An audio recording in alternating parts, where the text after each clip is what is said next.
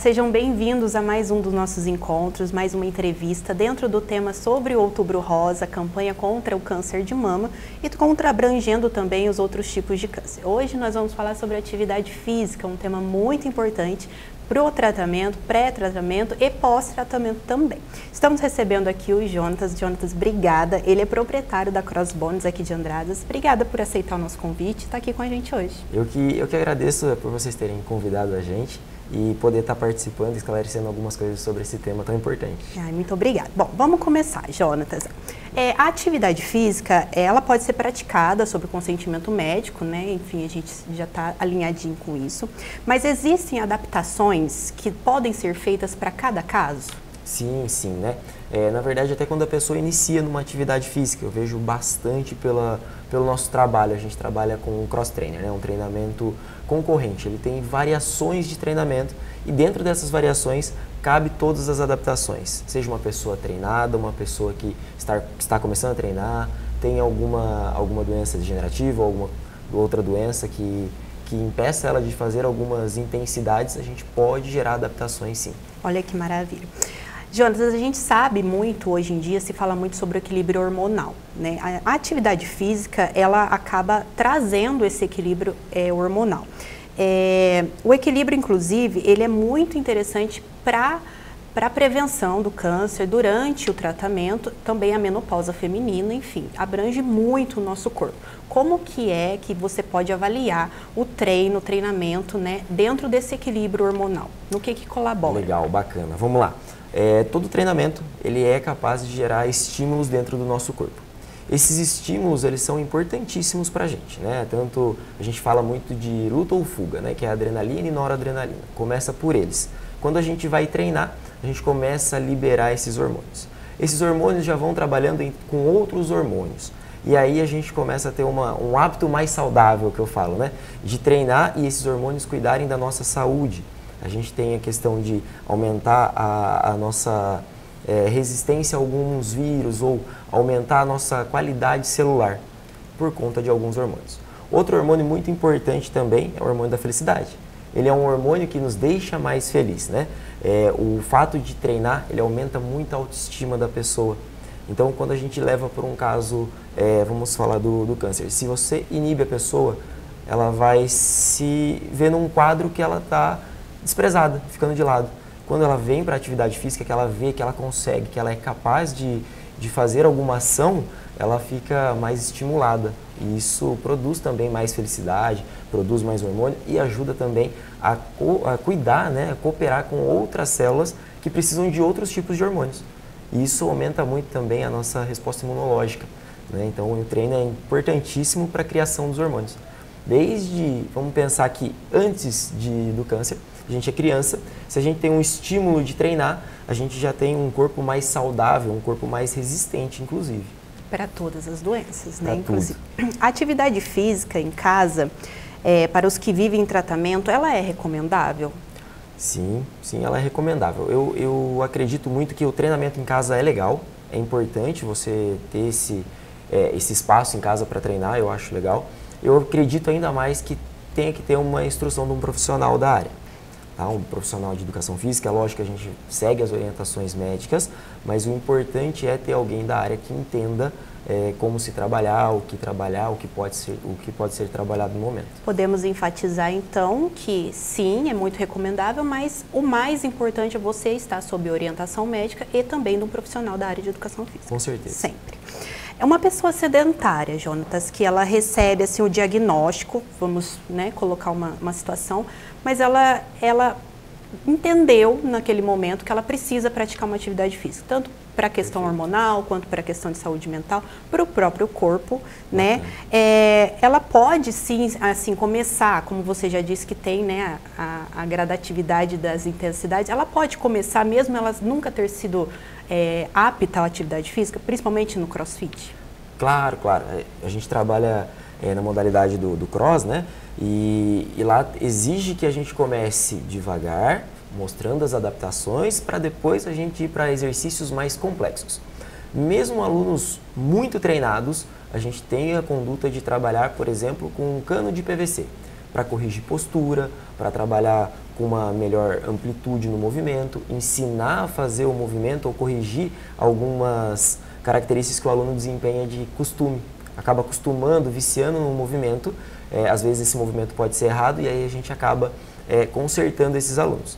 Então sim, a pessoa mesmo sendo sedentária, ela pode ir tranquilo para um centro de treinamento e fazer as adaptações corretas.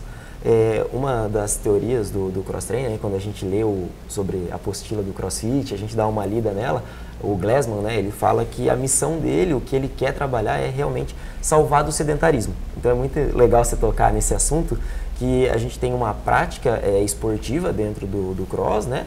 E a gente tem o treinamento. Então, antes de eu ir para a prática esportiva, eu tenho que passar pelo treinamento, por onde eu vou conhecer os aspectos motores, para depois eu começar a trabalhar com maior intensidade. Então, nunca você vai chegar lá e vai chegar já colocando tudo que você tem em jogo. Não, a gente vai fazer ele bem gradativo. O treinamento, inclusive, ele tem que ser gradativo, tanto se for numa musculação ou se for qualquer outro treinamento. A gente começa bem tranquilo para dar um segmento bom para a pessoa. Trazer, inclusive, segurança, né, para a parte motora mesmo do corpo, né? Isso é bom a gente enfatizar, por isso que é tão recomendado estar junto com o acompanhamento com o profissional. Uma das características do treinamento, como você disse, né, a gente fala de 10 capacidades físicas, né? Dentro delas, agilidade, equilíbrio, tem a questão cardiovascular. Então, quando a gente começa a trabalhar todas essas capacidades físicas dentro do treinamento, vamos pensar numa pessoa, a gente está falando do Outubro Rosa, uma pessoa com câncer. Geralmente ela fica mais frágil, questão de ossatura, ósseo. O osso fica mais frágil. Quando o osso da pessoa fica mais frágil, ela está mais suscetível a uma queda, e numa queda ela pode ter uma fratura. Com o treinamento, a gente gera osteoclastos, osteoblastos, que vão gerar a dureza desse osso. Ele vai fazer com que os hormônios produzam mais densidade óssea. Assim, numa possível queda, ela vai ter mais resistência óssea.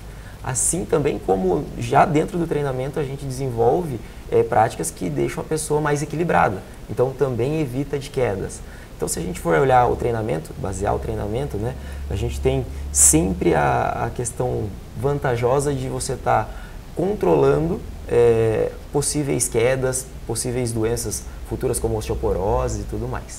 Até agora, você falando da parte boa, né, eu ainda não consegui identificar nenhuma ruim, mas que bom, notícias maravilhosas. Isso é bom. Jonatas, no pós-tratamento de uma pessoa que ela foi curada do câncer, ou algumas que tem alguns casos que elas têm que conviver com algumas limitações, né, desse pós-tratamento, enfim, mas tem uma vida normal, uma qualidade de vida normal, elas decidem incluir a atividade física na sua rotina. Como que você indicaria para estar colocando essas atividades, essas rotinas no dia a dia das pessoas? Com uma intensidade, claro, mais baixa, quantas vezes por semana, ou isso é muito relativo? Como que você consegue trazer essa informação? Legal. Não, é bem relativo, tá? Eu tenho que ver como que é o dia a dia dessa pessoa. Às vezes ela tem um trabalho mais agitado, às vezes ela tem alguma outra atividade que ela goste muito de fazer e o treinamento ele é importante, mas a gente tem que adequar a realidade de cada um. Eu sugiro sempre 2 vezes na semana. 2 estímulos de treinamento na semana e aí eu deixo, por exemplo, uma natação, um andar de bicicleta, uma corrida para os outros dias. Eu posso trabalhar com essa maneira. Assim como tem aquelas pessoas que gostam de treinar com mais constância, ou elas vão se achando no esporte. Então, eu não tenho problema de começar 2 vezes, por exemplo, 1 mês, 2 vezes, no próximo mês passar para 3 vezes na semana e depois começar todos os dias e às vezes até imprimir uma intensidade maior, né? Ainda mais a gente se tratando de, vamos falar assim, um pós-tratamento, né? Às vezes ela já vem debilitada pela questão do tratamento e ela está ganhando condicionamento. A atividade física não é para atrapalhar, ela é para somar, ela é para ajudar. Então, ninguém quer colocar uma lesão a mais na pessoa. Não, a gente quer sarar essa lesão. Mesma coisa é o tratamento. A gente não quer deixar como estava no tratamento, a gente quer deixar melhor. Então, a ideia do treinamento é, o que eu sempre sugiro, começa menos e aí a gente gradativamente vai aumentando. Isso é muito bom, gente, a gente ter essa noção, né? Porque se alguém se interessar, entender, tomara que sim, a pessoa consiga trazer essa concepção para o dia a dia dela, ela consiga procurar o profissional tá junto com o laudo médico, trabalhando, né, sempre amparada, para continuar se melhorando cada dia mais, né? E facilita, com o laudo médico, facilita muito o nosso trabalho, né? A gente é muito mais assertivo. O que acontece na minha modalidade? Diferente da musculação, musculação você tem sua ficha de treinamento, você tem o seu treinamento prescrito e você vai ficar nele, às vezes 3 semanas, às vezes 4 semanas, e você vai seguir aquele protocolo, né? Tem o protocolo de pirâmide, ondulatório e tudo mais. Dentro do cross, o cross ele já vem, né, de cruz, né, de cruzado, na verdade, que é um treinamento cruzado, treinamento concorrente.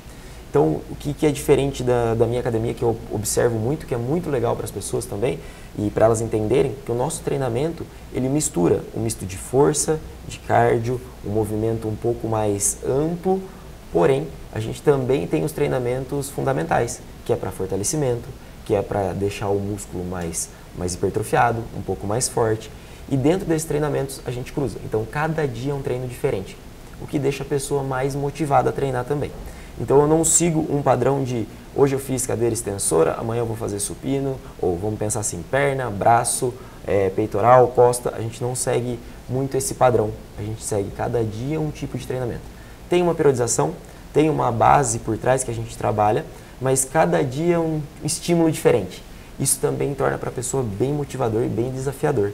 Olha que maravilha, gente. Bom, trazendo aqui essas informações sobre esporte, né, nós também gostamos de enfatizar que qualquer atividade física é bem-vinda para qualquer pessoa. Sim. Hoje nós apresentamos a opção do cross, que é uma atividade bem mais, como se diz, dinâmica, né? Exato. E eu agradeço muito, Jonatas, por você ter aceitado o nosso convite, Imagina. Pela entrevista, pelo bate-papo. Obrigada por se disponibilizar.